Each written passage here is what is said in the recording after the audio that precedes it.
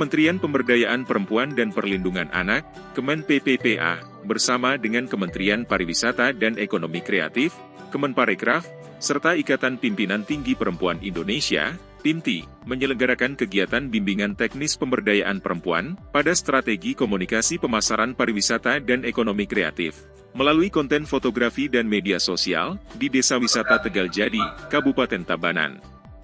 Menteri Pemberdayaan Perempuan dan Perlindungan Anak, PPPA, Bintang Puspayoga hadir secara langsung untuk mendukung dan mengapresiasi para perempuan di Desa Wisata Tegal Jadi, yang begitu antusias mengikuti kegiatan pemberdayaan tersebut. Eselon 1 yang ada di lintas kementerian lembaga.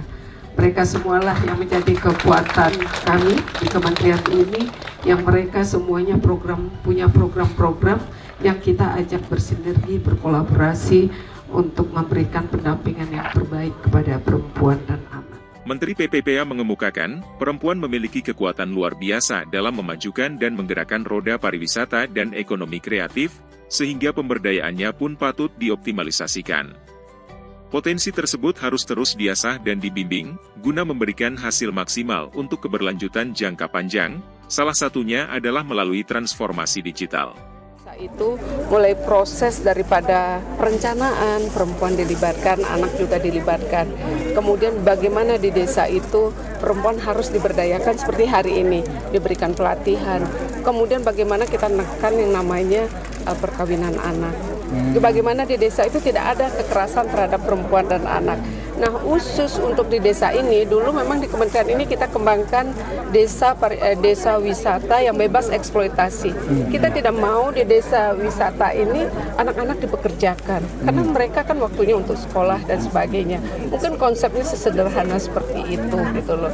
Yang bagaimana ketika kita mengembangkan namanya desa wisata, yaitu harus perempuannya diberdayakan. Seperti sekarang diberikan pelatihan, kalau kita bicara wisata tidak bisa dipisahkan dengan UMKM ya, oleh-oleh, souvenir dan sebagainya. Kemudian juga ya satu yang akan menjadi penting catatannya, jangan ketika kita mengembangkan desa wisata itu terjadi di sana adalah eksploitasi anak, kan begitu. Itu yang konsep yang kita ingin tawarkan, karena di beberapa daerah kita kembangkan desa ramah perempuan, DRPPA yang bersinar gitu. Desa ramah perempuan peduli anak yang bersih narkoba, kita kerjasama dengan BNN, seperti itu kita sambungkan. Kalau nanti sama Kemenparekraf, kalau bisa ya desa wisata yang ramah perempuan dan peduli anak gitu kan.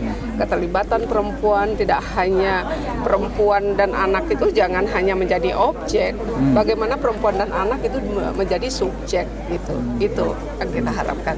Dalam kesempatan tersebut, Menteri Pariwisata dan Ekonomi Kreatif, Parekraf, Sandiaga Salahuddin Uno turut menyampaikan rasa bangga dan dukungan yang tak terhingga kepada para perempuan di Desa Wisata Tegal Jati, juga PIMTI yang turut berkontribusi dalam mewujudkan kegiatan tersebut. Desa wisata ini menjadi program unggulan kami, Ibu Menteri, Pak Bupati, Bu Leni dan Presiden PIMTI, karena memasarkan destinasi wisata era pasca pandemi ini justru memusatkan di destinasi seperti desa wisata dan produk ekonomi kreatif, khusus di Tabanan yang sudah plus. Biro Hukum dan Humas Kementerian Pemberdayaan Perempuan dan Perlindungan Anak melaporkan.